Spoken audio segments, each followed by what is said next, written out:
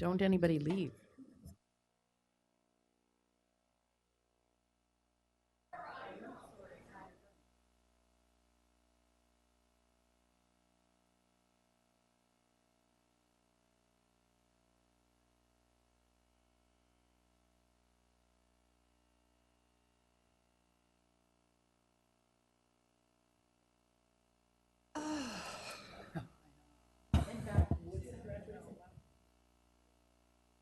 Just say. All right, I think we will begin. Hopefully we have some others who will be. Okay, before we turn to staff, I did send an email to everyone, I believe last evening. As part of the discussion, I would like to propose another issue for consideration as we make our decisions at how to finally balance the budget. And again, I did send you all an email, and what I will propose to put on the table for consideration is, quote, to reduce central operating accounts, paren, supplies, professional services, and/or other operating accounts, close paren, by $500 million as another way. 500,000. I'm sorry, 500,000. Yes, 500 million. That would be. Tighten that belt. Sorry, $500,000 as another point of discussion. Okay, Dr. Garza, do you want to start this off? All right, we will turn to Ms. Michael and Ms. Quinn. Thank you. So we also wanted to say, in addition to the budget item, we have posted the salary scale for the teachers. We use the 194-day scale. So we posted both FY16 and FY17. That way people can see if they're currently on a master's degree step 10 and they're moving to step 11, what their new salary would be. Kristen, you might want to talk about that includes the 1% also. Can you elaborate on that, please? So the scale for FY17 for the teachers includes both the 1% market scale adjustment that applies to the entire scale, as well as the $40 million initial investment to improve teacher salaries. So if you look back to the previous budget work sessions where we showed you a chart of where we were closing the gap, in places where we didn't allocate any of the $40 million, for example, a bachelor's degree step 1, what you'll see between the FY16 scale and the FY17 scale is the impact of the 1%. That's as compared to if you look at the master's degree lane, you'll see how much we closed the gap by if you're looking at a mid-career salary where our gap was greater than 11%. We closed that gap by half. So you'll see the impact of the $40 million towards addressing that gap as well as the 1% market scale adjustment. So individuals would get the step, so they would go to the next step, and then that step has been adjusted by the 4%. Well, 1% plus whatever else the 40 million would have benefited the scale. Okay, do you want to continue? Anything else? So the only other thing that I would love to mention is when we post the approved budget agenda item for Thursday evening, just to remind people based on the board's previous guidance, what you'll see are first the required revenue and expenditure adjustments, and the very last required expenditure adjustment is a placeholder that says in order to balance the budget, the school board will identify reductions. Then in a separate section, you'll see the superintendent's recommendation to balance the budget. So that'll match exactly with the governor's manual. Could we go to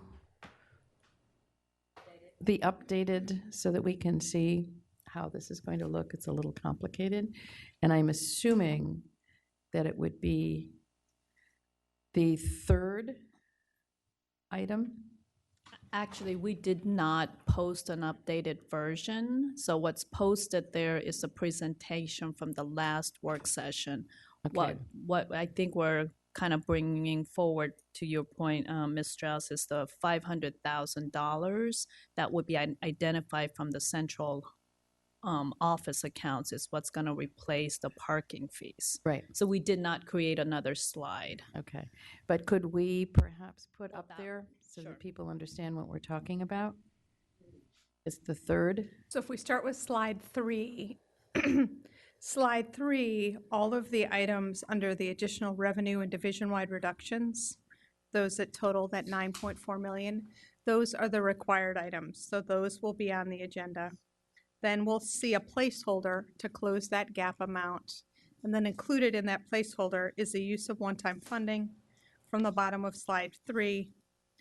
And then moving on to slide 5, right, we eliminated the parking fees and then have included the directing the superintendent to identify central office reductions, as well as then the community use, substitute pay, and the living wage.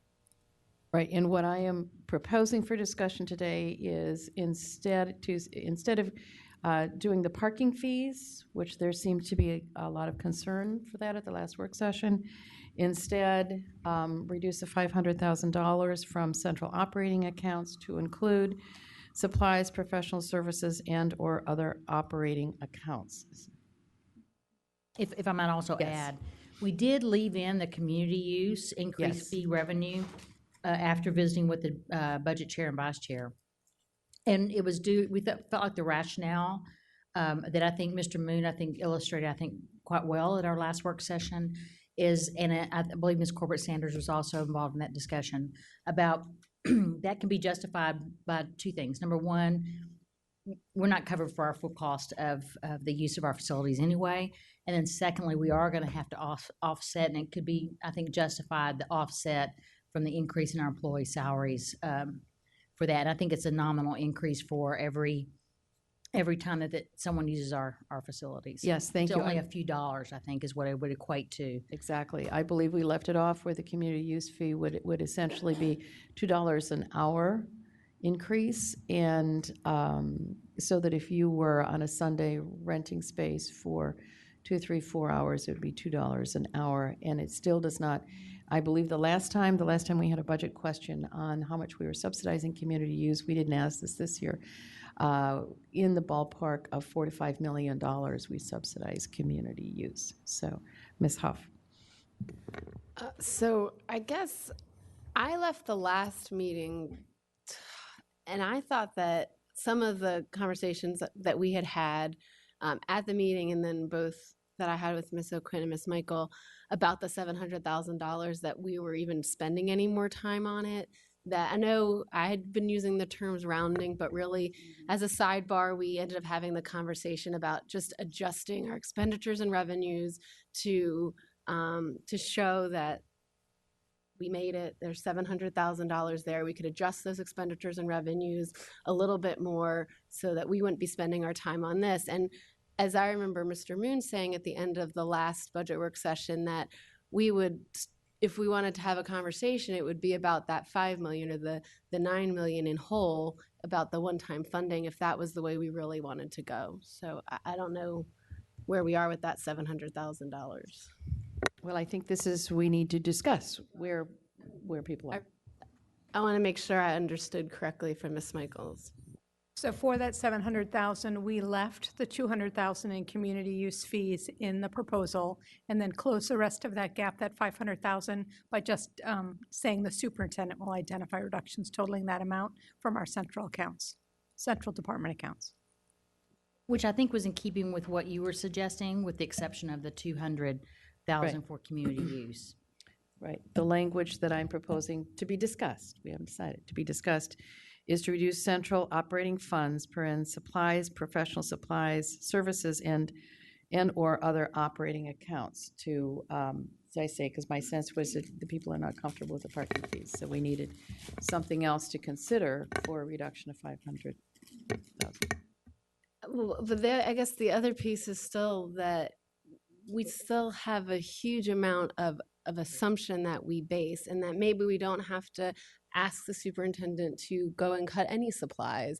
We have the different assumptions we've taken on the state sales tax. We have the different assumptions we've taken on number of students we plan on showing up at our door, and those enrollment protections and the tuition fees from Fairfax City. I guess that was more of where I felt like we can take those assumptions and not feel like we have to I hear what continue you say. going at The at issue is specifics. we do have to balance it in some way. We have to either direct the superintendent to find it, or we have to change another item. We do have to balance it at this point. Ms. Quinn. So I think we did the what we can to make the assumptions on the Fairfax City revenue, what we did on the student enrollment demographics based on the projected numbers that we have.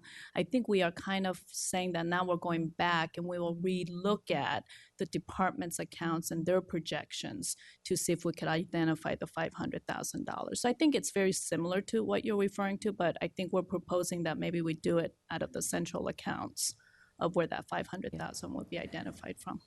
What I heard at our last discussion is that there are concerns about going back to a parking fee or another fee, that rather look internally to see can we squeeze one more time. And I know this is confusing because we didn't update the slide according to what you all had asked us to do, but the parking fees, consider that off the table. I think there was clarity about that.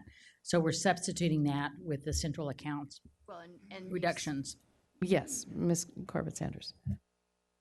If I'm correct, you're very specific in what central accounts, and it includes supplies as well as professional Yes, services supplies, fees. professional So that's services, slightly operating. different than what you just said, Susan, in that you were going to go back to each of the departments and see what they could give up. I think it's caveating, Ariel it's a said so. very narrow grouping of where we're talking about it impacting.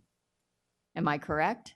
Because that's Yes. what you read to Yes, us. because supplies, professional service, and or other operating accounts, it's basically. It's narrow as- in that it's within the department's operating accounts to include professional services, supplies, and one of the other areas we're looking at are copiers within the central offices as well. So the reduction will happen in the central department accounts. We just don't know exactly how much at this point, whether or not it's going to be supplies, professional services, or one of the other subcategories within the departments. Because it may change department by department. It Yeah. in essence, we'll have to come back to Dr. Garza and Ms. Quinn to figure out. It's not a set reduction for each department. It's going to have to be common sense. Where can we squeeze Right. it out? And then if I could just comment on the increase in community service fees. When we do that, I would like us to be very clear that the increase is associated with the cost of person power, staffing, rather than it being the leasing of the facilities, because we want to be very clear that these are direct cost. Yes, it's the cost to operate the facilities for community use is increasing. This does not cover the full increase in the Right. cost. It helps some, but it is a modest Exactly. increase. But if we can tie it to that versus the sunk cost already in the Sure. buildings. Okay, Ms. Hines? Thank you. Just a couple things. On the question of, this $700,000, right? I mean, what do we do with it? And I mean, I think maybe getting to what Ms. Huff is talking about, this question of can we just kind of consider it a rounding matter? And so my concerns about this are, my message to the community has been that we have tightened our assumptions and our margins to the point where at the end of the year, we only have like 1.2% of the total budget falling out. Is that correct? Then that is quite low and actually makes me nervous. So I think that before we tighten our assumptions any further, I'm not sure that's a wise idea, which is why I think we're going for this 700,000, which seems like it's not a lot of money. But if we just decide that we're going to kind of bury that in continuing to tighten assumptions that are already very tight, I'm not sure I could support that. So instead, you go to costs, right?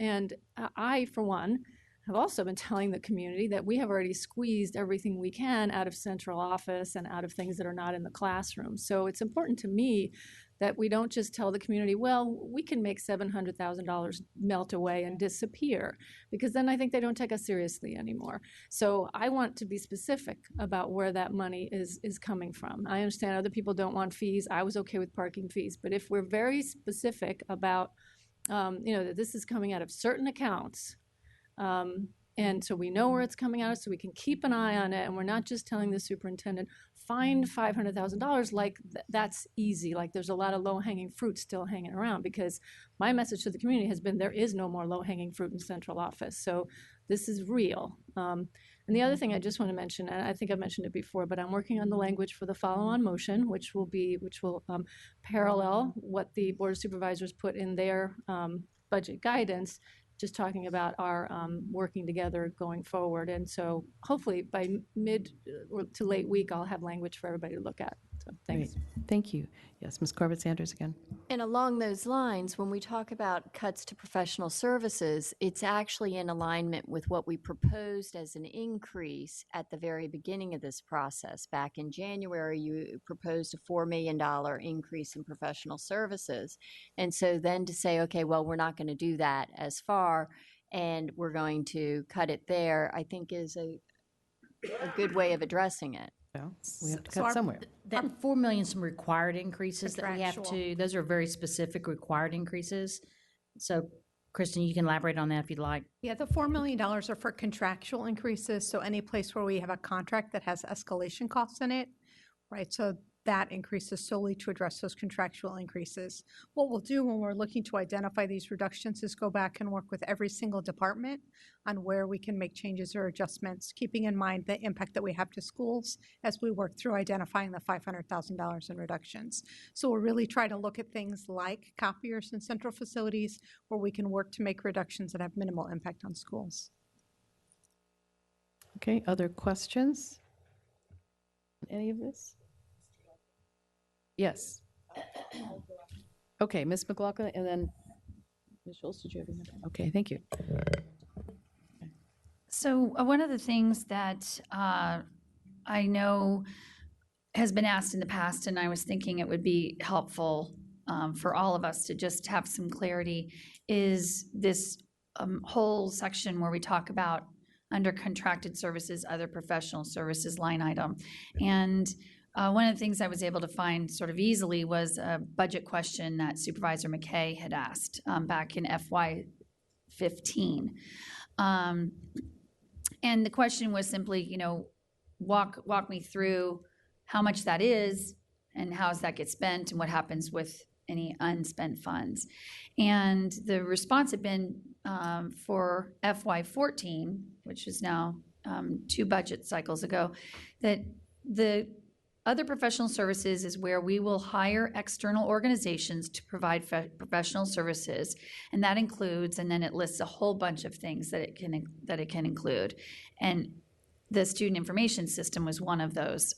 E-cart support services, school nurses, consulting with George Mason, and that the answer said that about 75% in that particular year might have been expended, and then because the contract is still ongoing, there's going to be funds that carry over into the next year, because in that regard, I would consider that, if the definition's correct, encumbered. I mean, it's the funds are there, but it's committed to something. So that said, in talking with other colleagues, it's my understanding that since that time in FY14, and now we're heading into our FY17 build, that other professional services with the most recent $4 million that Ms. Corbett Sanders mentioned, that line item can now amount to, if we were to pass the budget as recommended, it will be up to $33 million. And so I think it would be very helpful if there's just some clarity there, because Ms. Hines pointed out that, yes, we're trying to tighten our belt as best we can, but I worry about any lack of understanding of something that is a pretty sizable part of our budget. We did scrub that in fiscal year 15, where we cut a lot of the professional development cost. And we went through all of those accounts. And then again, last year, we cut almost 60-something million out of some of these centralized accounts.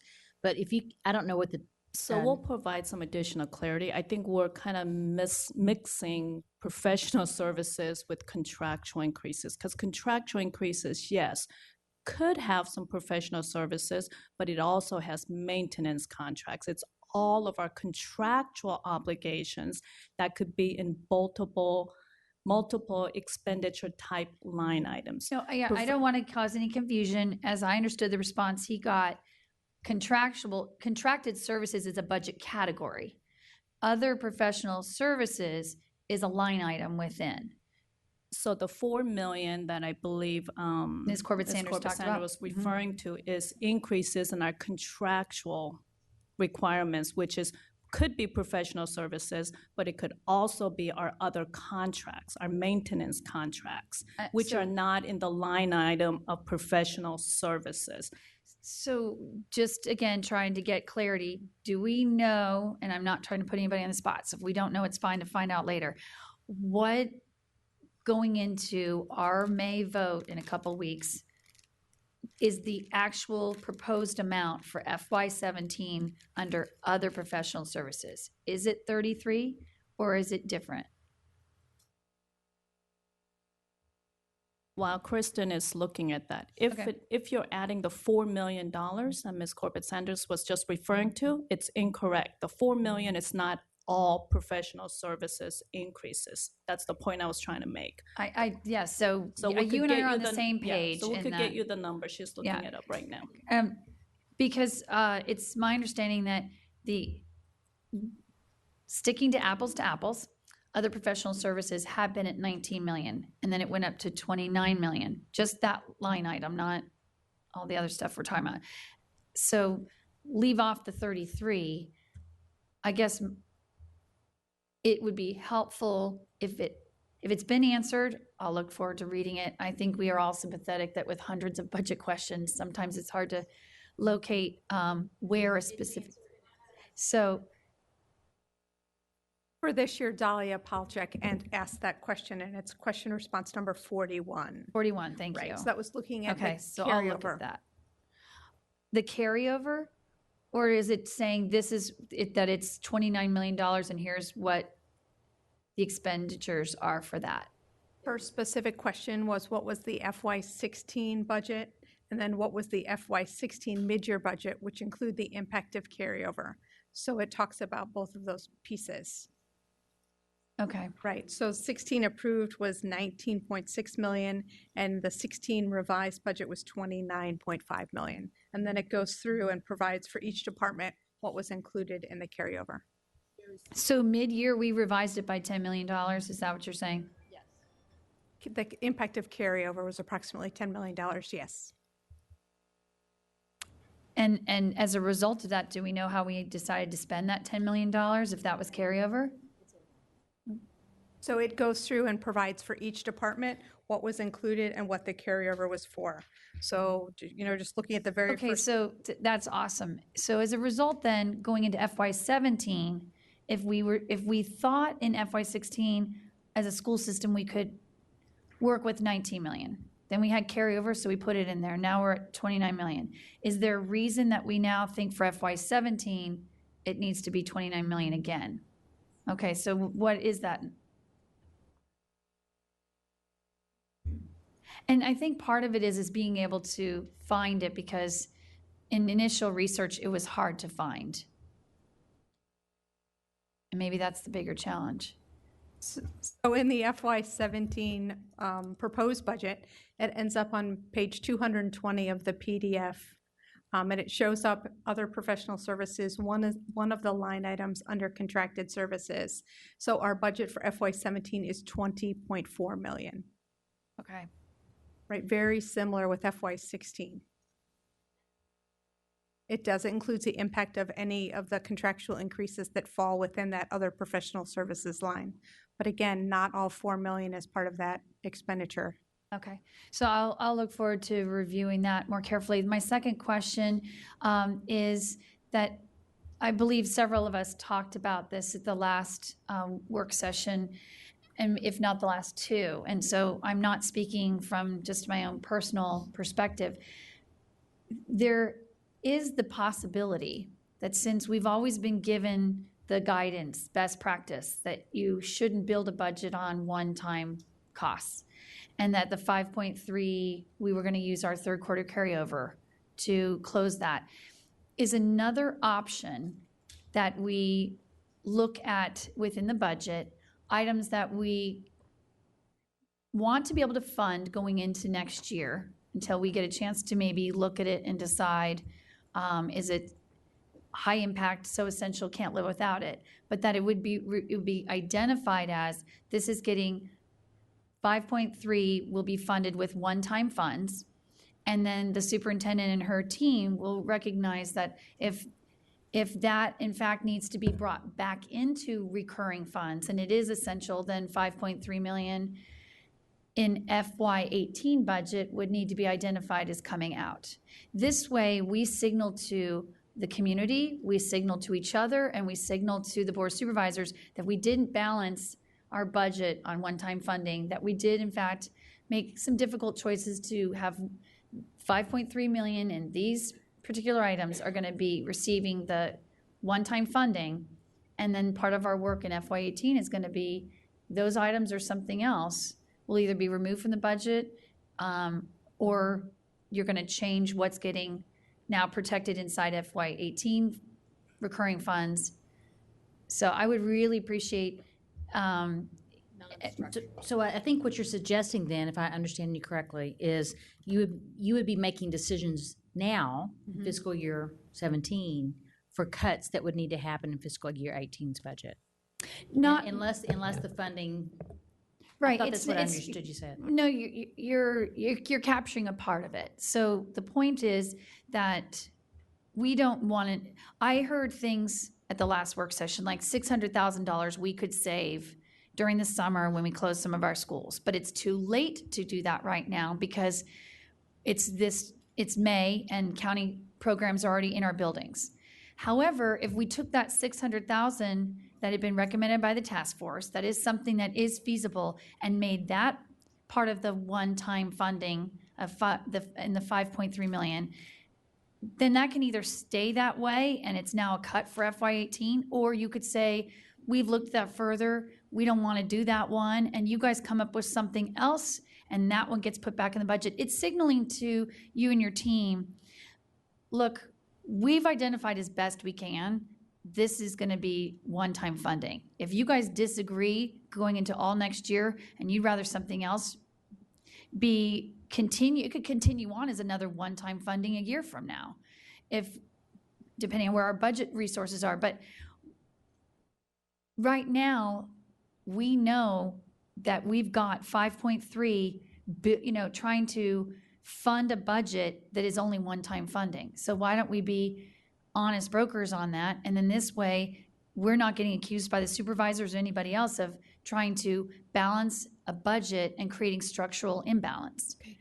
Ms. McLaughlin, maybe to help you out, first of all, we do have to balance this, and we make our budget decisions a year at a time. This board cannot encumber or make a decision in 2018 until we get to, well, hold on, let me finish, until we get to 2018.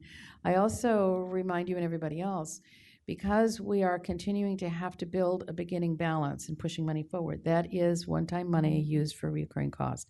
That is our structural deficit. So, and which is why many of us were supporting a tax increase and are also looking towards possibility of a meals tax. We are not able to cover our basic needs from year to year without basically spending one-time money in reoccurring cost. And the Board of Supervisors is aware of that as well. So whatever we decide to do, your option is to, if there are other reductions or other amendments you would like to make, if you are uncomfortable not pushing the 5.3 million forward to be gathered with the other money that we have already pushed forward out of either third quarter or ending balances, which we've been doing since the beginning of the recession. But if you have other things that you would like to propose for this particular budget, certainly go ahead and do that. Dr. Garza. The other thing that maybe is an option along that same kind of vein is assuming the 5.3 gets moved forward to balance this budget. Maybe as a follow-on motion, because we are contemplating a different timeline with the Board of Supervisors for the budget development. I think it does behoove us, though, as we start to develop fiscal year 18, that we make some of these decisions as early as possible. That's the problem we find, right? And there were a lot of complicating factors this fall. I get it. But we could, as a follow-on motion, say that we want to identify, beginning this summer or by September 1, those items that would be cut in next year's fiscal year 18 budget to offset the 5.3. It's not exactly technically what Ms. McLaughlin is saying, but it's still, I think, the same thing, right? And that is, we don't want to continue to push forward, and some of these decisions need to be made much earlier for us to be able to impact it. That's correct. Ms. Strauss, thank you, Dr. Garza. I think you're offering another option that we could do, and I could see some merit for that. But Ms. Strauss, I want to make sure you and I are on the same page. I've been on this board now. This is going into my 5th budget, and I've always been told that we can't be using one-time funds to, use for recurring costs. That is bad business practice. And when we've talked about that in the past, we always had to be clear that if we were using one-time funding, it was not for recurring expenses. So that is kind of what I'm saying is, for the first time since I've joined this board, not since the recession, we're now changing the rules, and I don't understand that. And so I'm a little worried about what your response was to me, because it's a different reality than I've been in, which is we were not allowed to propose amendments or expenses if it was going to be recurring with one-time funds. Well, as I say, you have the opportunity to propose some amendments, but we are still building a beginning balance, which is part of our difficulty. 27. Okay, Ms. Schultz? I'm not sure I understood that was an answer to Ms. McLaughlin's question, because we've been told we can't do it. So now are we being told we can? I guess I can ask, how have we been building these beginning balances in order to go forward? Sure. So looking back historically over time, while it's not best practices to use one-time funding for recurring expenditures until we receive recurring revenue that's high enough to cover our recurring costs, we have been relying on one-time funding to balance our budget. We've been doing that at least for the last decade. We've used beginning balance amounts that were substantially higher than what we're currently at. And we've been really trying to reduce our reliance on one-time funding over time. But that one-time funding has allowed us to provide some stability and to help balance our budget in a way that kind of smooths out over time. So while it's not a best practice, it's certainly, we've been responsible in how we've been doing it. We're not looking ahead and projecting out what money we're using, money that we currently have available. So ultimately, we would like to eliminate our reliance on one-time funding, but we'll need additional recurring revenue to be able to do that. The county did also have the same structural deficit as FCPS.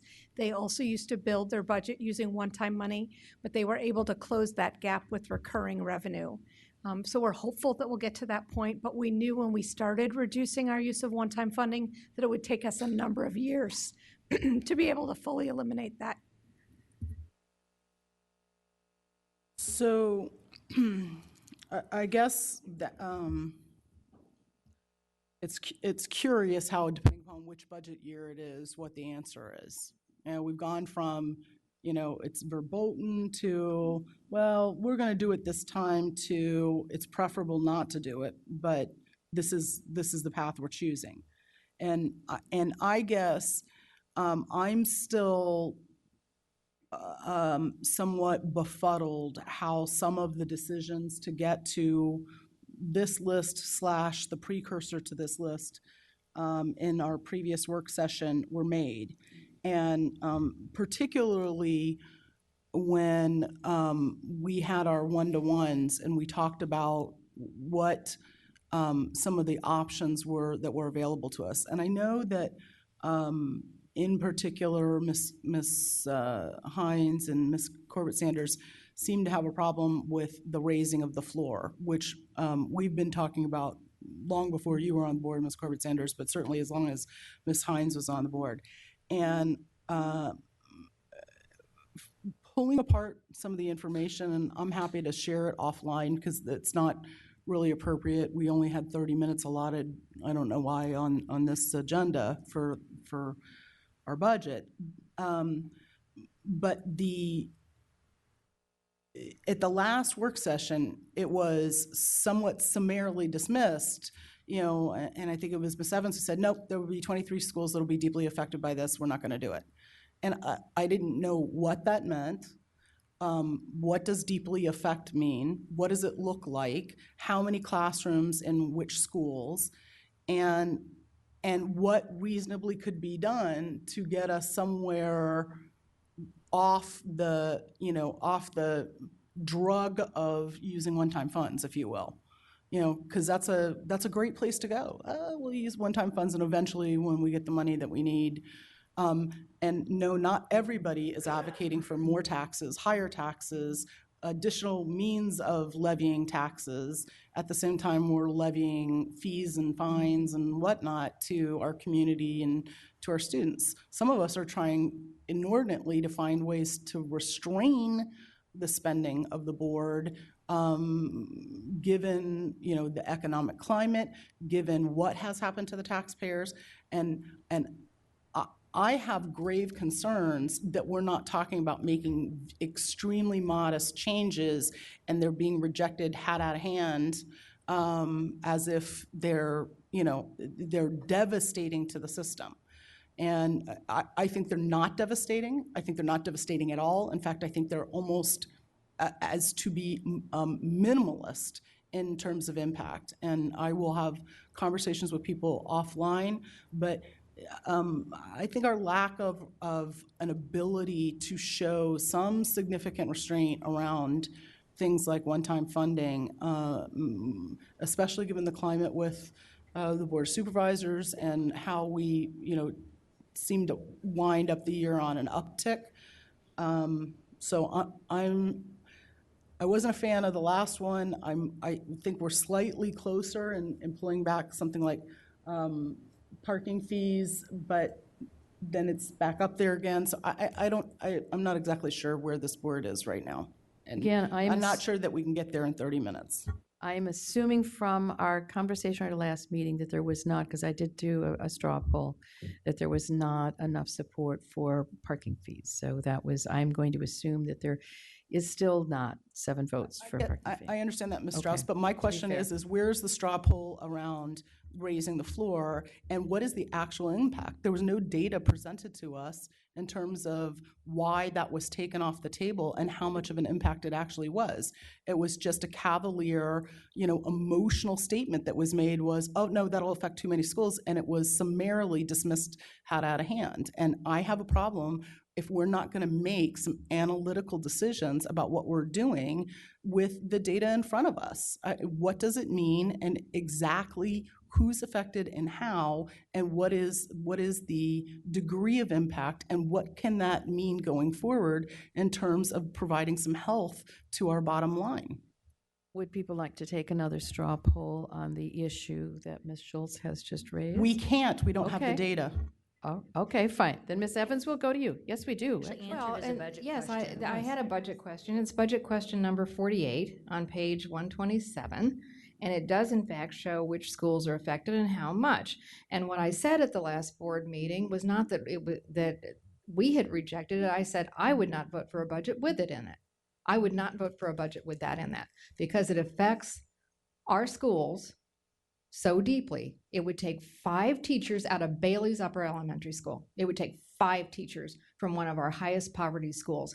It would take teachers out of my schools, out of Mason District schools, out of Lee District schools, and out of Mount Vernon schools. And you can see But what is the difference between what the teachers that it's taking out and the amount that we're spending per student? And if you're spending 1.5 Wait a or minute, 2.5 this is my times as turn, much. Mrs. Schultz, this is my turn. And I'm going to say, if you want to look at the data, look at budget question number 48, and I am saying that my advocacy is that I won't be voting for a budget that raises the floor and takes that many teachers out of our highest poverty schools.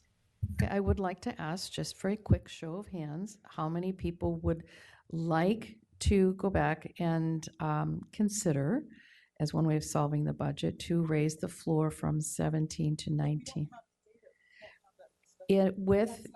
Just a minute, I would like to, we have a response to that question that Ms. Evans had, and it is whether or not there is sufficient interest in staffing elementary schools where, in order to staff them, the minimum class size would be 19 instead of 17. Ms. Strauss, what I'm saying Okay, is I appreciate that there's a budget question, but what I'm saying is that there's more detailed information that could be brought forward to this board, that this is not, that's why I said I'd like to have these conversations offline. because I know we have another work session scheduled, and I don't think it's appropriate at this time to have that discussion absent the conversations I've just said that I will be indicating having offline. Okay, then that will solve that. I have Mr. Moon, Mr. Wilson, Ms. Corbett Sanders. Mr. Moon. Could I ask a question, something other than on this chart? Certainly. Okay. I thought I had my hand up long ago, so that I could ask a question regarding a proposed new teacher pay scale for FY17. I just need to ask you a couple of clarifying questions. Thank you for responding to my email request yesterday. That was very helpful. Yes. If you could show FY 2017 teacher salary scale, that's on the bold doc. I think it's the first. Second one.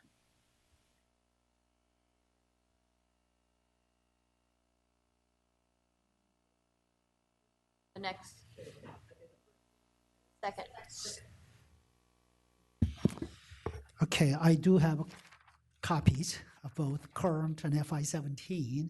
If you could tell us from the chart above, starting with bachelor, and going all the way to PhD, I understand that all those numbers reflect at least 1% market scale adjustment.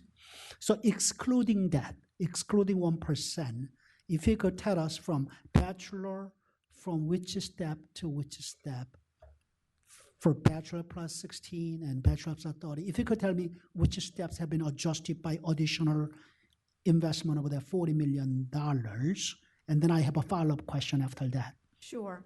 That information is included in the response to budget question number 62. Okay. Right, and the specific data in terms of which steps are impacted. Chart 3 shows our color coding, and then chart 4 shows the percentage of the gap at each step. So when we look at it, to give an example, master's degree, step 10 is currently 11.23% below the market average in this region. Because that's more than 11% below the market average, that gap is closed by 50%. Getting 6% increase. So just those in that, I mean, I see the different color. You call that, is that a burgundy? Is a burgundy on my, yeah, burgundy, I think right? it really depends on what color your printer is, but Okay. question 62 looks something like this. Right, It it's might a be- burgundy. So those in the burgundy have been reduced by 50%? Correct. Of the $40 million initial investment, it closes that gap by But 50%. what about other shade? You're making a further change in addition to market scale? Yes. So the pink color, the light rose color, those are gaps that were greater than 6% and up to 11%. So those gaps were closed by 37.5%. 37.5. The steps that are in yellow had a gap between 3% and 6%. So they were closed by 25%. Okay. And then any of the area shaded in green has a gap that's less than 3%. So no adjustment was made from the additional $40 million allocation. Okay, and $40 million will be fully used to make those changes? Fully used solely on the teacher scale, not anywhere else, just on the teacher scale. Okay, And just to add to that, we designed that after we had a lengthy work session on the fact that we didn't want to just use the 40 million across the board. We wanted to affect the slope of our line so that years moving forward into the coming years, we're able to adjust our scale. So it helps us down the road. So that's why we did it in that way. Okay, thank you. Okay, Mr. Moon, did you get that? I'm sorry, I overlooked you. Didn't mean to. Mr. Wilson and then Ms. Corbett Sanders. Thank you very much. Just to follow on, just quickly on Mr. Moon's point. So the $40 million that was applied to the adjust the salary scale. So just am I to understand that every year that $40 million is now built in, so that needs to be part of our continuing budget request? That $40 million is part of our base salary, so that cost will recur in future years. Yeah, so is the projected shortfall is already out for next year that the Board of Supervisors projected, does that reflect that, do you think? So when the Board of Supervisors, when they did their multi-year projection, right, they hadn't asked us yet for any of our cost projections for next year. They were basing their multi-year budget just using a revenue percentage. They calculate the percentage of expected revenue growth and then assume if the transfer to FCPS were to increase at that amount, here's the deficit that they would be facing. But our base ongoing budget is in there. They just didn't ask us for any additional spending requirements. And they typically add, like for an example, in the past, they've added the 3%. So they'll, when in their revenue, in their expenses, in terms of obligations, moving to the next fiscal year, they'll take what they paid us this past year and they typically adjust it by 3% is what they've been doing. Okay. But in some past years recently, we haven't even received 3%. Just could you speak just a little bit about if next year they were to say want to increase by 1%, how would we react to that since we've adjusted the salary scale? They're moving our baseline budget forward. So let's assume for a moment nothing changes for us next year, fiscal year 18. We don't do a salary increase. We don't grow any. We would have enough revenue to cover what we're talking about in fiscal year 17. So, they're moving what their obligation, what they're paying us now, what they've agreed to. Okay. They would move that forward, Mr. Wilson, and then we'd have to talk with them about how much more we would need when those conversations come. Okay, that's very good to know. I also want to commend the effort to reduce the expenses by $500,000. I think you explained a little bit about how that was calculated. Could you just reiterate sort of how you were able to get to that number? Sure. We knew that based on the last work session that we didn't have support in terms of the parking fee. So we really went back and looked at other ways that we could potentially close that amount of a gap. So we went back and looked at our total logistics expenditures, which are basically expenditures not including people, for our central departments, and said if we went back and worked with each department, we thought we could identify expenditures to help us close that $500,000 gap. So at this point, there's no specific sort of thing that we can get rid of this and this is going to save us some money. It's really more just an expectation that just Yes, operationally you can. That's you can correct. manage Yes, that. sir. And at some point, we would have to come back to you and show you how we did that, where we found, those dollars. But you're right. It's essentially telling us to go find that money. Right. Can we go back to one of the earlier things? I think it's the one that shows the adjustment. I think it shows $3 million adjustment for spring enrollment. And yeah, in that presentation. So Yeah, can you explain that number to me and how it's obviously it's a number that is probably you don't really know the precise amount, but I was struck that it was 3 million, sort of even. It's not actually 3 million even. When you look at that change for enrollment and demographics. So when we originally did our first work session, we were projecting what we thought the impact of our spring enrollment projections would be based on the preliminary work that we had done. We hadn't completed all of the position costing, but we had started. So when we started with that assumption, we were projecting 3 million. When we completed all of our spring enrollment projections, which basically means we get all new enrollment projections for every single school and program from facilities, we then go back and recalculate every school's staffing from the ground up. So from zero, we recalculate the whole thing. And then we compared what those final enrollment projections were for next fall as compared to the preliminary projections that we got last fall. And we found that there's an additional savings that's actually in the final number going to be 3.8 million and a savings of 57.5 positions. So we literally calculate it from the ground up, and then we compare back to the previous projection, and that's that change. And to add to that, this is the same process we follow every year because we have to continue to refine our numbers because we're building a budget for next year. And we just have to use an educated guess, right? because we don't know when we open school how many children we're going to have. So we just have to keep monitoring that throughout the school year. Now, what we've experienced this year in terms of a reduction and a compressing of our budget because of enrollment, we had the actual opposite last year. About this time, maybe a little earlier, we had to come back and add $4 million to our budget because we had a huge increase in predominantly ESOL students. So every year it can produce different results. So we're not just compressing it to make all these numbers kind of work out. It's just kind of helping us this year. It has helped us, our normal process, but it has helped us what we're experiencing. By the time we get to spring, we have the benefit of having been through some of the school year, and that really impacts our projections in terms of enrollment. So we've experienced our, actual enrollment for general ed, special ed, ESOL, free and reduced meals. So all of that combined is factored in when the spring projections are completed. Just one more clarity. You asked about this 3 million. Kristen just mentioned 3.8. The 0.8 million is on the next slide, because this was 3 million that we were estimating at the end of March. Once we completed all the calculations, the estimate savings came out to 3.8, and that's why you see the 0.8 adjustment right there. So you need the combination of the 3 and the 0.8 to get to the amount that Kristen just mentioned, about 3.8 million in the savings. And is that how is that? I mean, obviously you've got a calculus that you're using to do this, and you use it every year.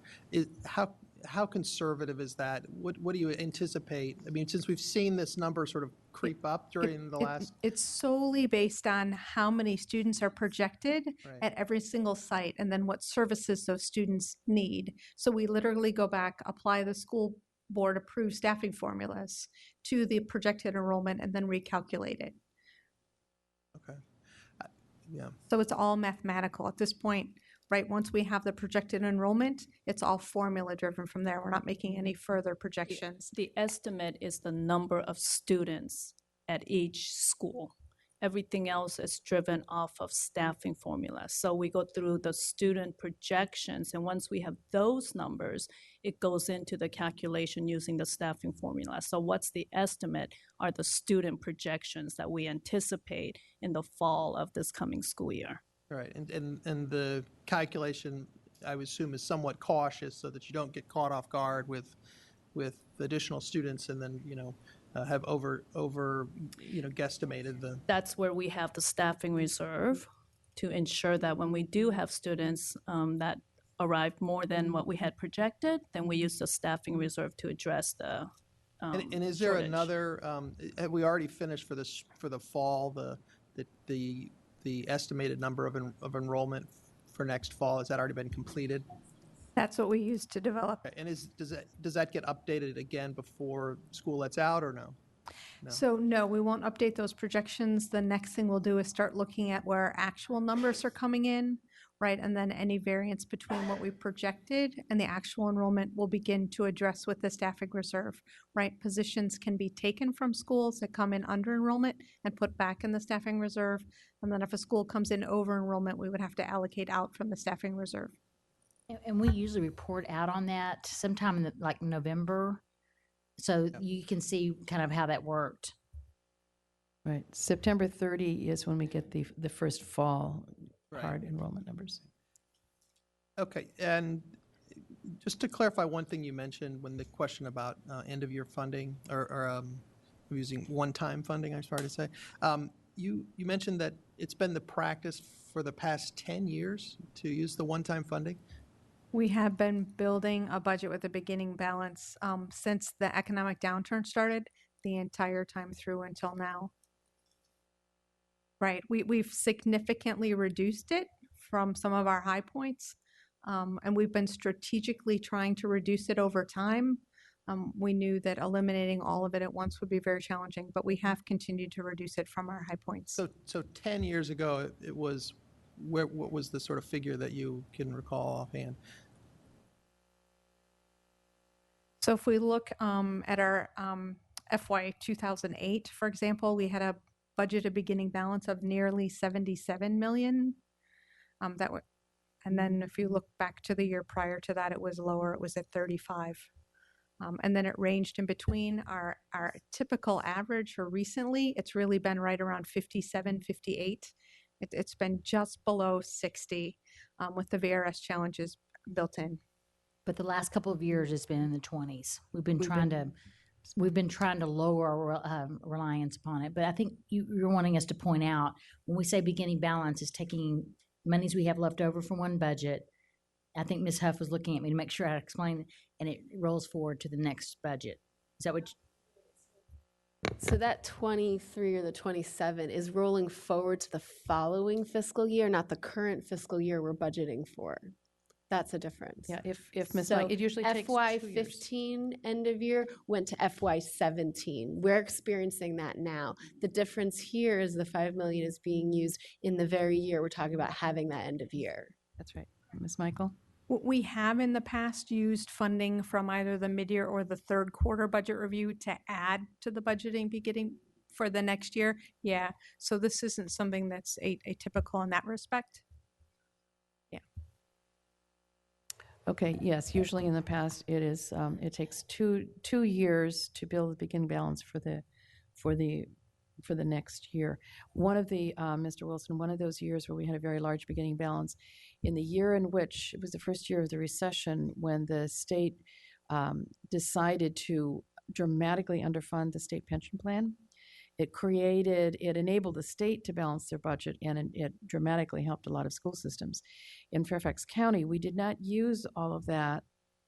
We froze salaries. We did tremendous cutting in the very beginning. We created a reserve with the understanding of the Board of Supervisors. So, because we knew at some point we were going to have to pay back the VRS underfunding. So we created a reserve and kept pushing it forward and spending it down slowly as the VRS rates were continuing. But our problem is that by the time the VRS rates have continued to increase, obviously that reserve is gone. But the 1 year when the reserve was that high, that was a conscious decision on our board's part, in conjunction with the Board of Supervisors, that we knew we were headed for tough times. So we were not going to spend it all. We were going to begin to push it forward to try to stay afloat as best we can, even though we were making large cuts and we were freezing salaries. So that was the technique. All right. And the last thing I want to ask a question about is with regards to the adjustment to the facility usage fee. How do we compare with county fees for use of facilities? Is there a point of reference? Have we looked into, what the county charges if you want to use one of the county facilities? I know our community use section regularly reviews that data, but I don't have it with me, but I'd be happy to ask. I think that might be helpful for if the board ends up approving a budget that increase the community use fee. I think that would be useful for the community to see, here's another point of reference on the fees. I have to say that I'm opposed to the community use fee because it's a sort of a one-way ratchet. The fees go up, but they don't ever come down. And we are still in a situation where, people's budgets are very tight. If we can avoid raising use fees, I would be very much in favor of finding another alternative. It seems like $200,000 is something that, for the sake of the community's sense of commitment of this board to reducing costs and being good fiduciaries, that we can figure out a way to avoid that. I think that we should all think about that, and I would actually appreciate a larger discussion about other budget topics. That I know that we've got lots of questions and lots of answers, and perhaps we don't need to have conversations about other items on the budget for approving this budget.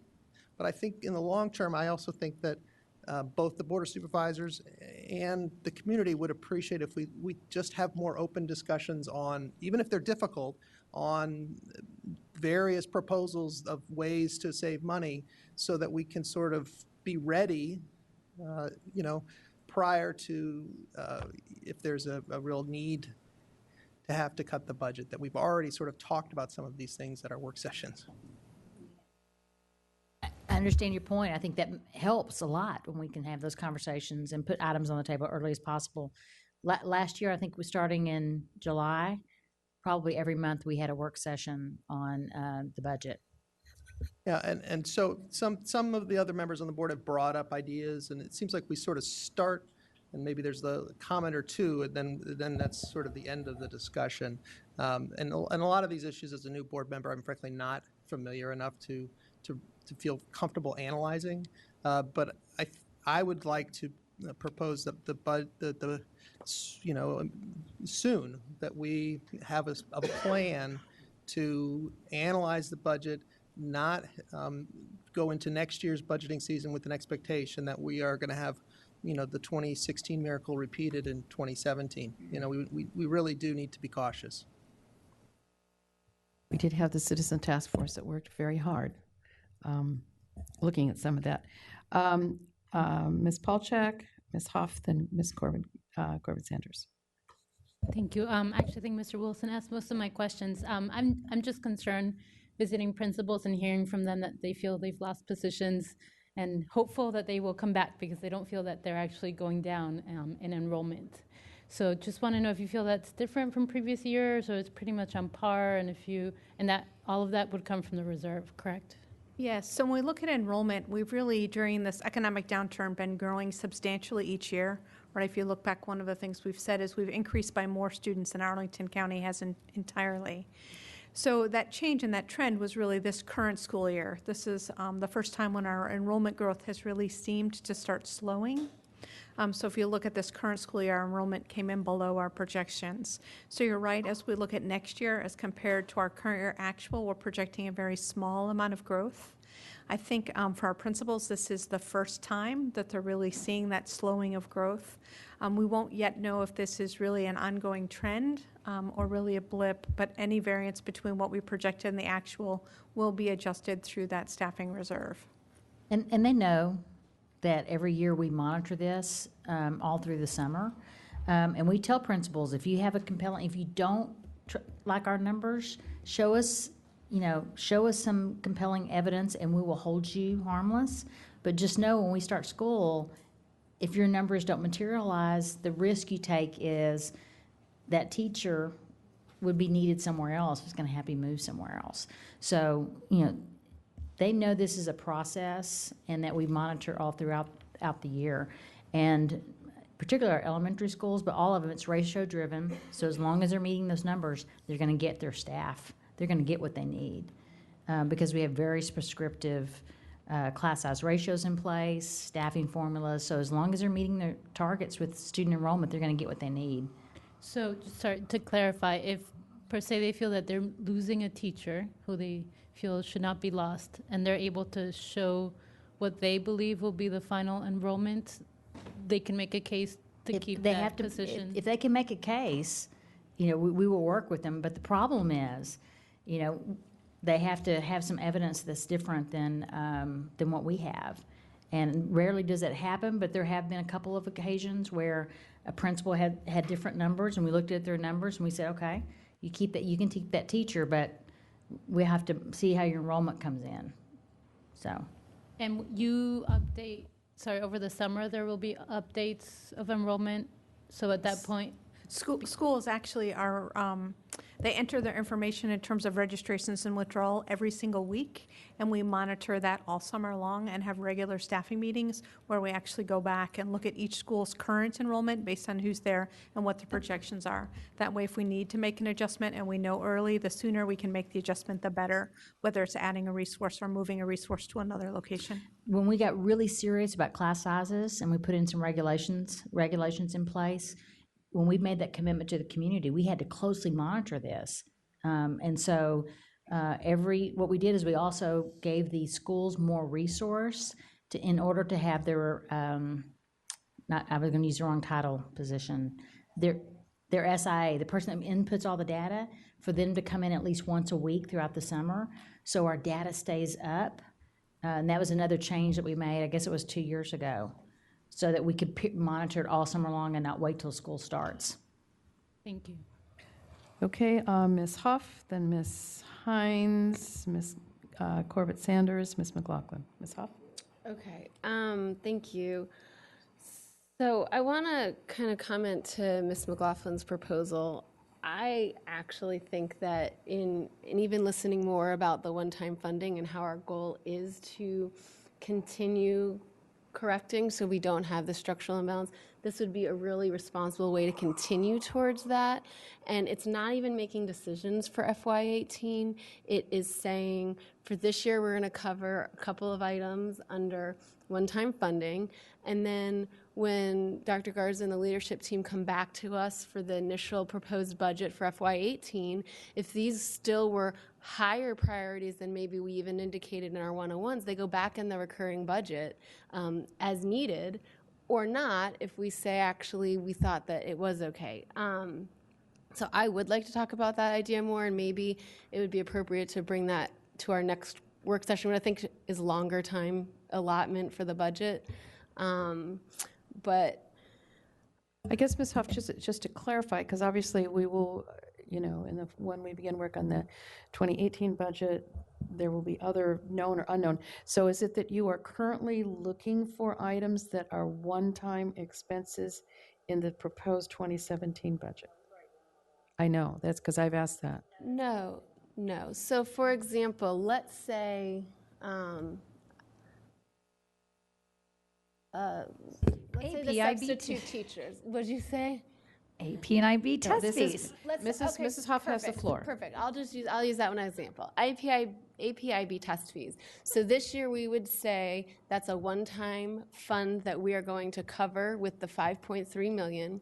And then going forward with FY18, that could either be rolled back in the proposed budget as a recurring item, or it would be taken off. And that it would then no longer be part of our FY18, or it could be. That would depend on what came forward in the proposed budget next January or February. But this year it would be covered, but it would be covered in a different, instead of a recurring fund, it would now be considered for FY17 a one-time fund. So what you're proposing would be some set of agreements that would be a potential reduction for 2018.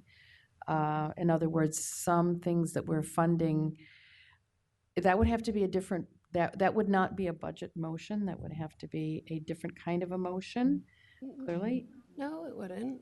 I don't see why not. Well, a follow-on.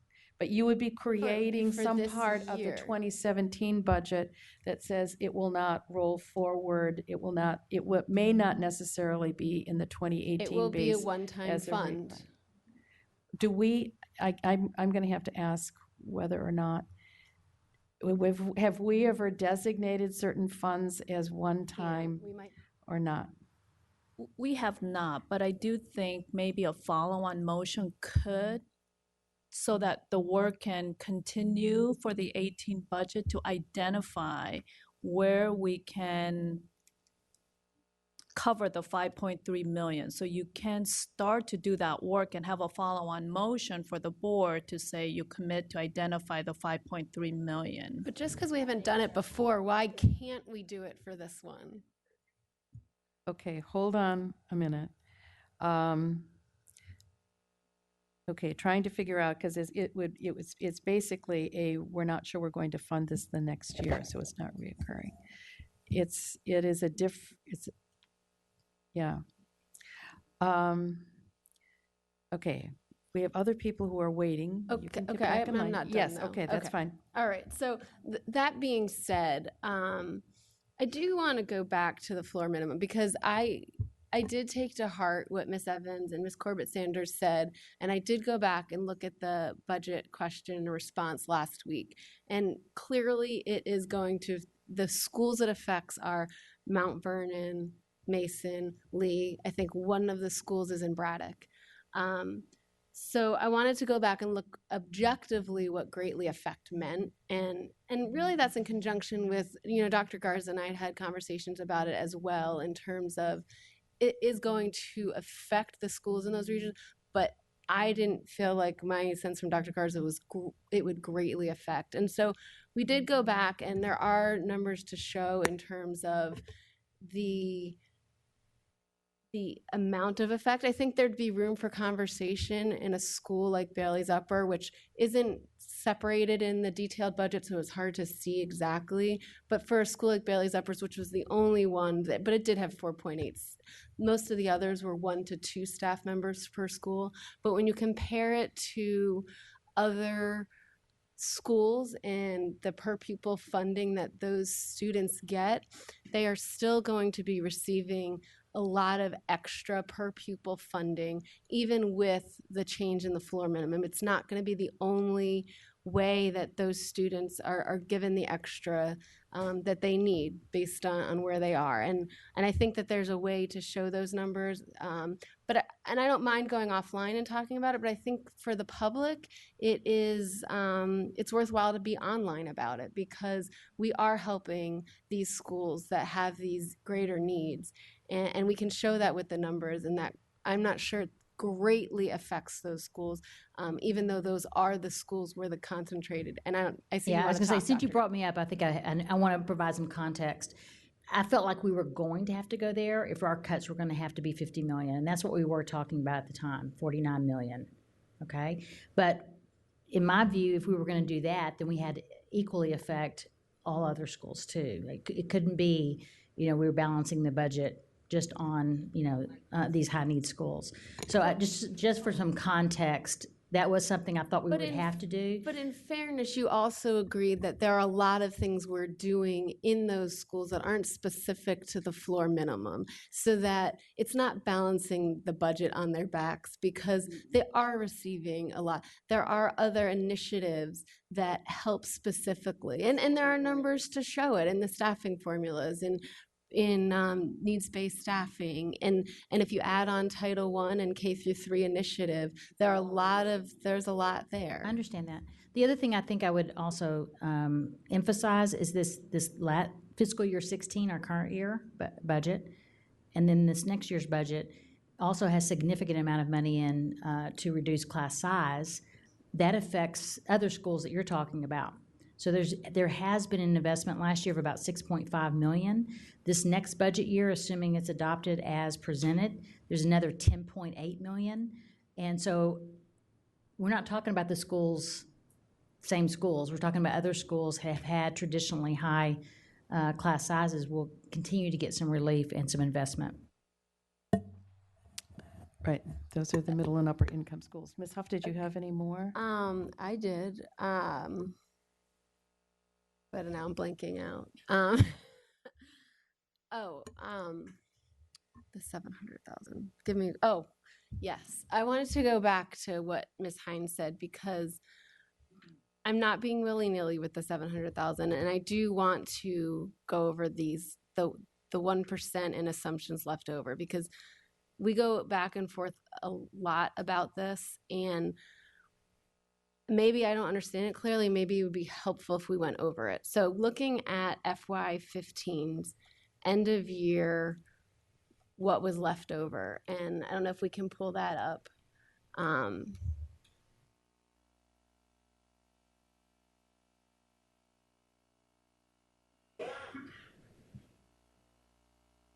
Yes, perfect. So end of year FY15, we had actual ending balance 144 million. 36 million of that is encumbered. 36.6 of it is encumbered. The rest was identified as one-time funding that we either moved forward to beginning balance or we allocated for a one-time funding. So, for example, 6 million to centralized textbook replacement reserve. That was a one-time funding that we then put forward there. Is that correct? That's funding that we've been taking from schools and setting aside, so we have the funding available when we need to replace our social studies and math textbooks. So we need to keep setting that funding aside, or we won't be able to replace them. Where's that 6 million come from? It's money that we've taken from schools from their per pupil allocations, and we've been reducing it and putting it in that account, right? We provided the cost of the textbooks up front, and then we've been taking money from schools over time to replenish that account, so when we have to buy them again, we have the funding available. So if we didn't take those, what would it be? If we didn't send it into replacement reserve, what would it be? If we took that money and used it for another purpose, when we needed to buy new textbooks, we wouldn't have any funding available. But it's not a recurring fund amount. It's a one-time fund. It's a sinking fund, so we paid for the cost of the textbooks up front. Okay. And then we've been like recouping the money from schools, taking it from their per pupil allocations to put back in that fund. So when we have to go and buy the textbooks again, the funding is there. So, okay, but the only encumbered fees of the 144 is the 36 million.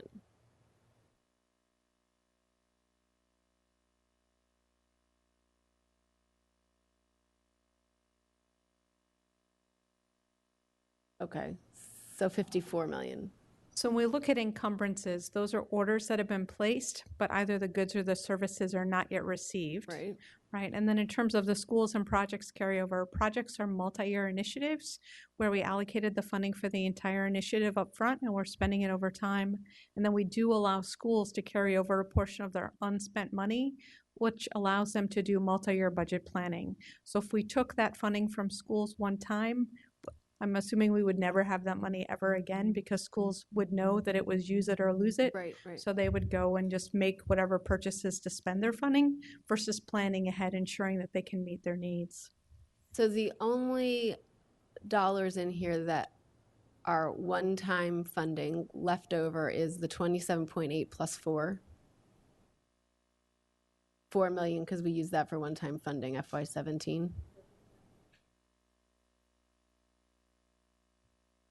Those are one-time funding that balance was committed for a future year's budget, right? So it is one-time savings. And if you, and I think there was some confusion because even in the community, when you have funds set aside in 1 year, and just like that was set aside for 17, it has to flow through your 15 financials. It has to flow through your 16 financials before you use the dollars for 17. So you are gonna have those dollars falling into ending balance because they're gonna come over as beginning balance. It's like your savings account. It's there. Right, right. We're gonna continue to save it until we need it the following year. Okay. Okay, thank you. All right, I have Ms. Hines, then Ms. Corbett-Sanders, Ms. McLaughlin, Mr. Wilson. My question's been answered. Thank you. Skip me. Okay, Ms. Corbett-Sanders.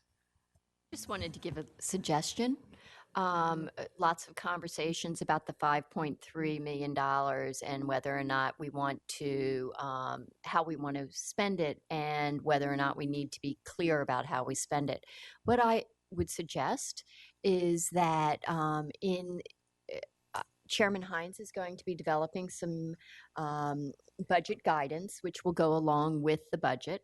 And in the budget guidance, that would be an appropriate place to address that $5.3 million as being a structural, non-recurring cost to use it for those. And we could even identify things such as like, you know, the bus replacement, you have 2.2 million we're going to spend on buses. If you actually say, okay, that of that 5.3, 2.2 is for the bus. Except we lease purchase buses, so when we spend that, there will be a recurring cost. Okay, When we look but at you could identify a couple of things. everything that we have included in our budget is a recurring cost. Any of the one-time costs have already been removed. So for example, the public safety radios were a one-time cost, but we don't have any items in our budget for 17 that are one-time. What about the computers as part of the digital transformation? Or, you know, she could actually set in her guidance that those are,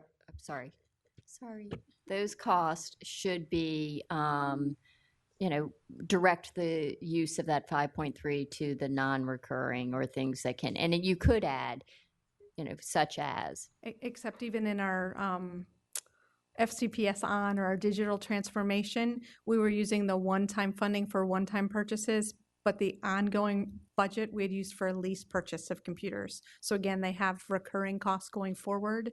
We would need to identify something that we're currently funding with recurring funding to stop funding in order to save the 5.3 million.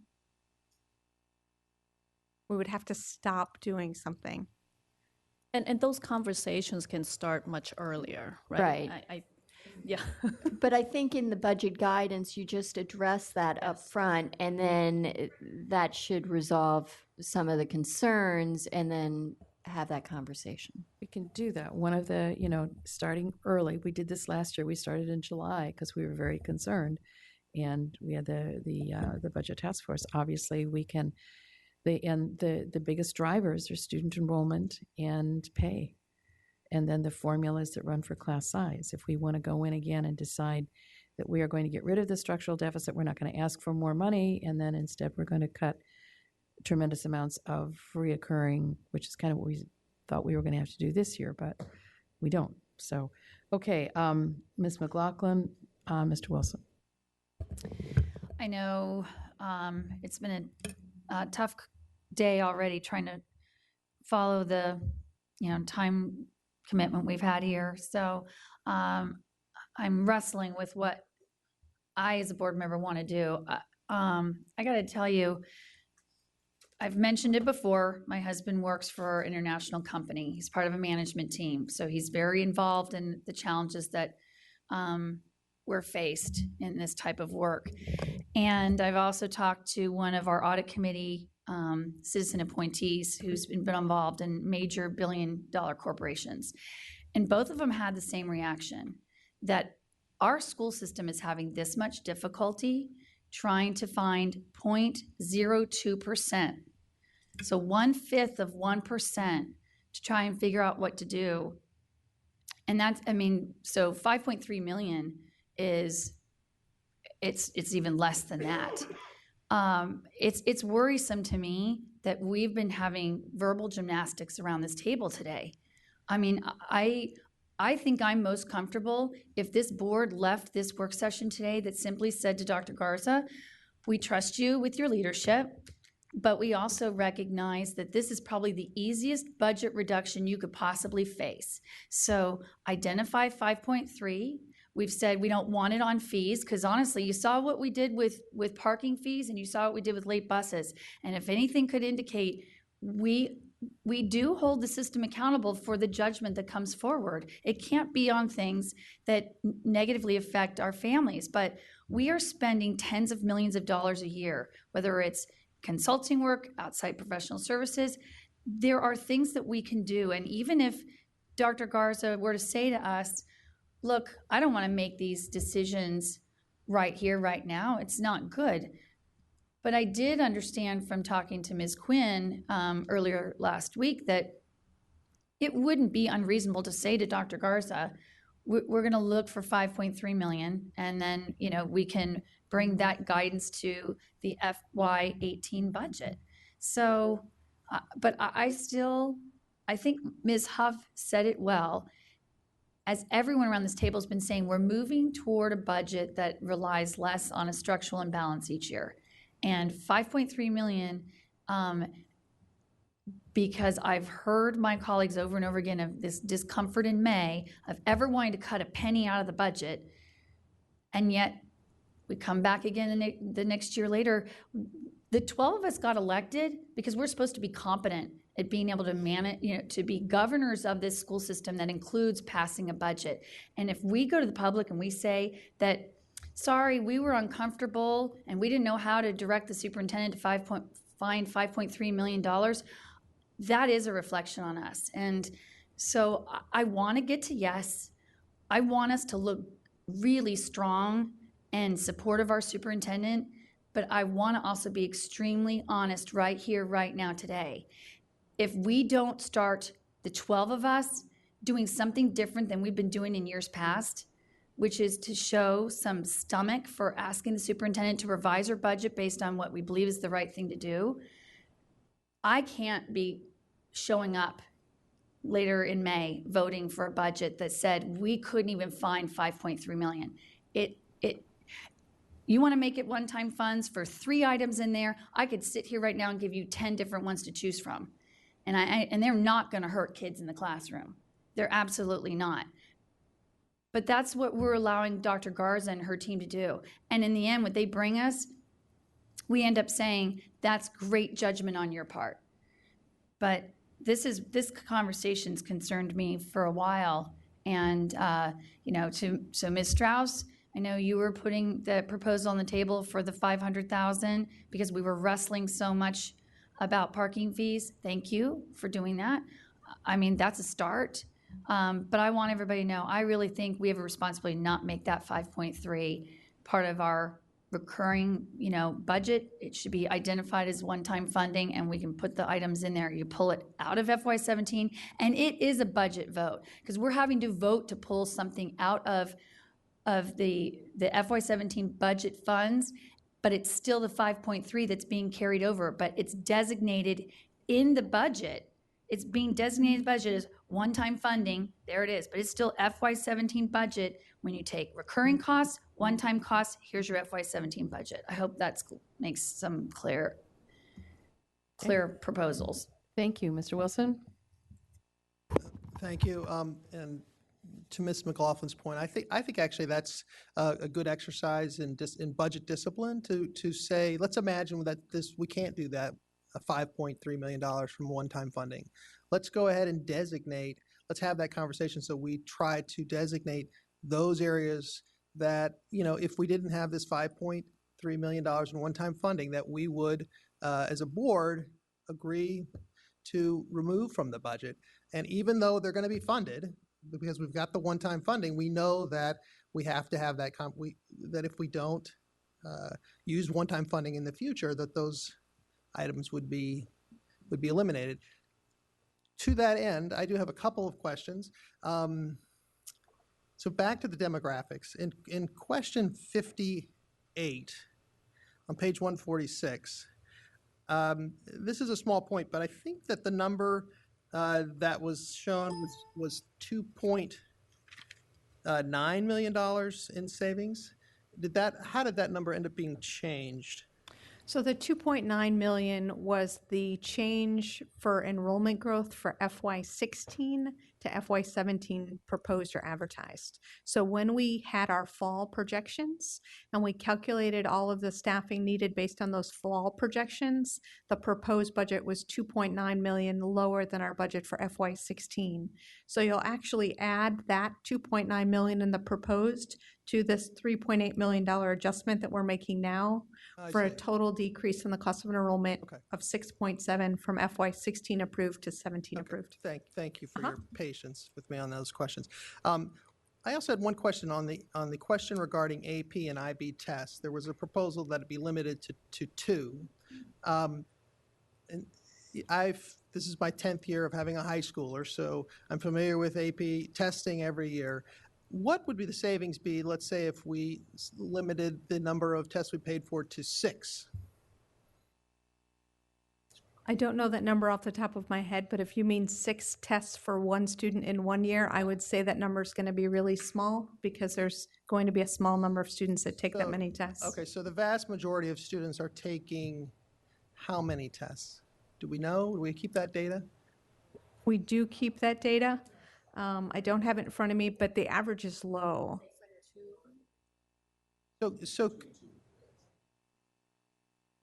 Okay, so then it's a small number of students that are taking a large number of tests.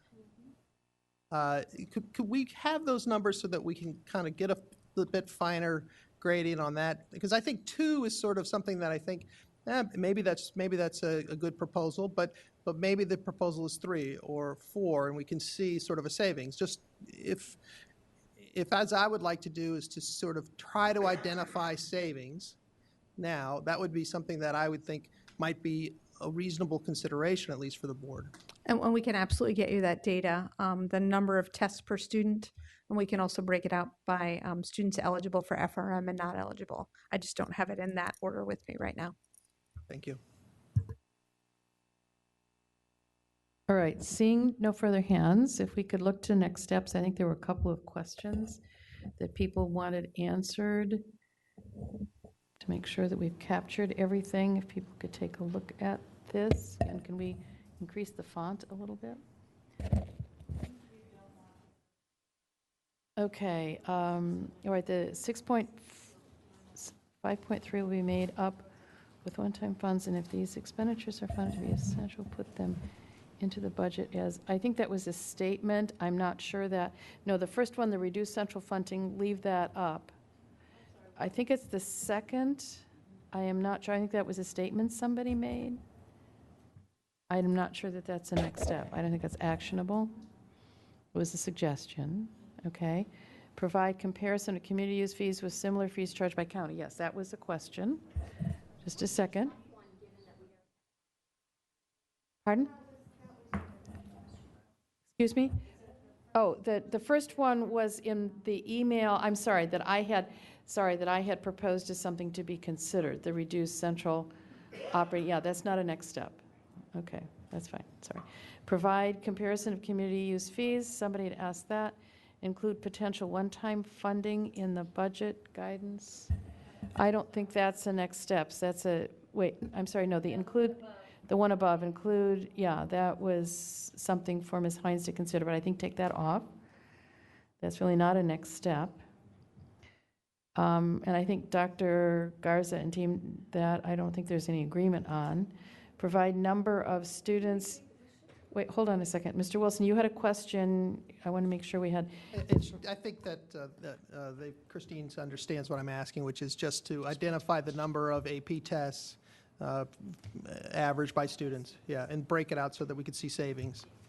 But Madam Chair? Yes. They look like just budget questions.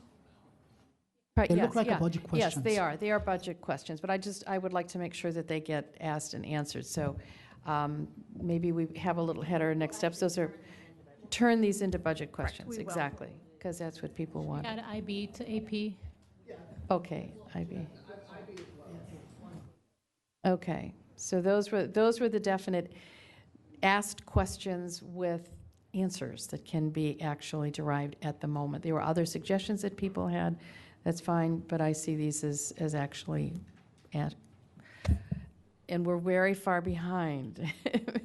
I Ms. do, but I Zabaka. think that given the work session conversation we just had and how we've always done our work sessions, I think it would be beneficial to just even visually go ahead and ask the question that's been raised. Do we want to give Dr. Garza and her team direction to find $5.3 million that can be used for one-time funding versus recurring? And Okay, people want to that vote would it down, be- it's fine, That but would be a straw vote. If, so you want to hold off and wait and see what people think at that 3-hour work session? all right, Ms. Hines. I heard it as a follow-on motion idea. You're correct. You heard that from Ms. Strauss.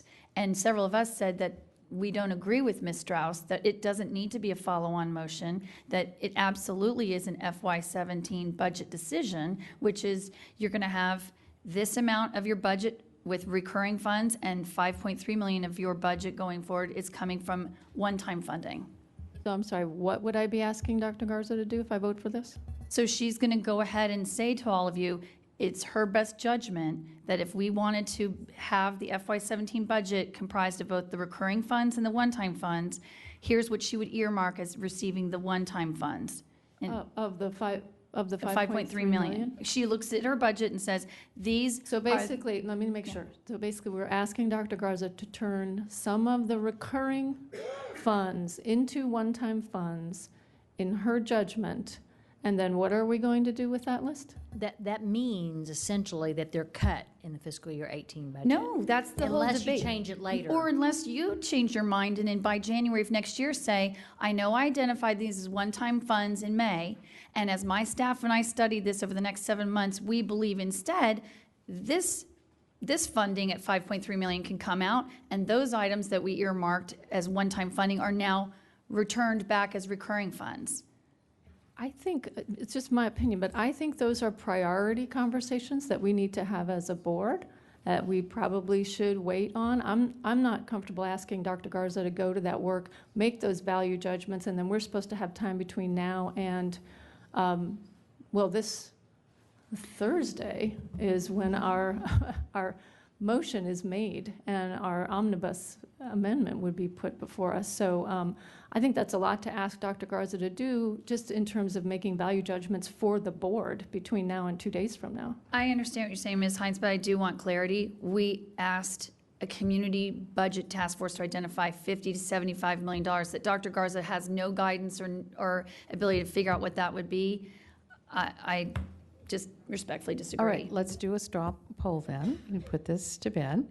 How many people would, at the moment, be supportive of Ms. McLaughlin's idea that in this budget motion, we would ask Dr. Garza to turn $5.3 million worth of reoccurring items into one-time funding for 2018, which then would presume that those items would perhaps be cut in 2018 unless we make a different decision. How many people would like to see that in this budget? How many people would not? Okay, then that will not be at least included in an omnibus. All right, thank you. Okay, then I think that this work session is done. Thank you.